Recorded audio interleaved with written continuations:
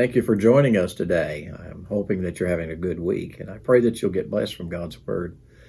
Jesus is talking to the disciples about end times, and we're still in Matthew chapter 24. And he's telling them that whoever the Jews are going to be during that day and time, and whoever gets saved during that day and time, it's not going to be a good time to be a Jew. It's going to be a terrible, tough time to be a Christian. But he speaks of something that was spoken of in the book of Daniel. He says here in verse 15 of chapter 24, when you see the abomination of desolation, which was spoken through Daniel the prophet, standing in the holy place, and then Matthew said, let the reader understand, those who are in Judea must flee to the mountains, and whoever's on the housetop, don't go down to get the things that are in the house. Whoever's in the field, don't turn back to get your cloak, and woe to those who are pregnant in those days. And it goes on, and then he says, there will be great tribulation, such as has not occurred since the beginning of the world until now, or ever will be. And unless those days were cut short, no life would be saved. But for the sake of the elect, those days will be cut short. And of course, the elect were those who placed their faith in Jesus Christ. So what is this abomination of desolation spoken of in the book of Daniel? Well, in Daniel chapter 9, verse 27, it's speaking of Antichrist. Now, the immediate fulfillment, the close fulfillment, was Antiochus, who sacrificed a pig in the temple and, of course, took out all of the things that were in the temple, gutted the temple. But Jesus spoke in Matthew 24 of something future. Now, the thing with Antiochus was like several hundred years before Christ. But then Jesus said there is a stronger fulfillment, the fulfillment during the 7 years of tribulation.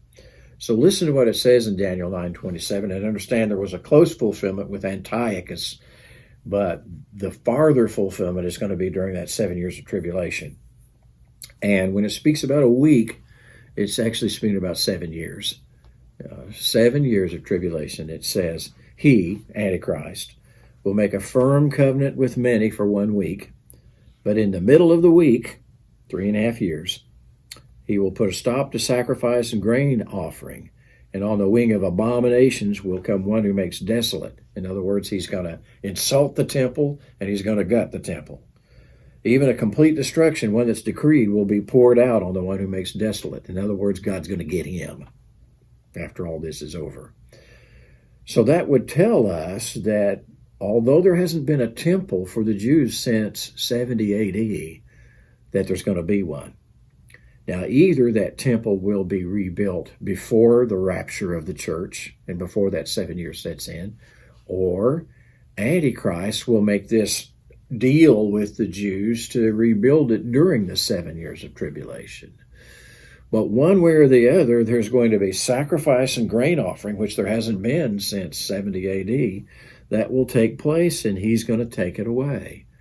So some kind of a deal with the Jews is going to be made during that 7 years of tribulation. And then imagine that, Antichrist will go back on his word 3.5 years into it. And Jesus said, when that takes place, when you see him take away sacrifice and offering and that abomination takes place, and it's pretty clear from Revelation chapter 14 that you have a false prophet that puts an image of Antichrist in the temple and demands that Antichrist be worshipped.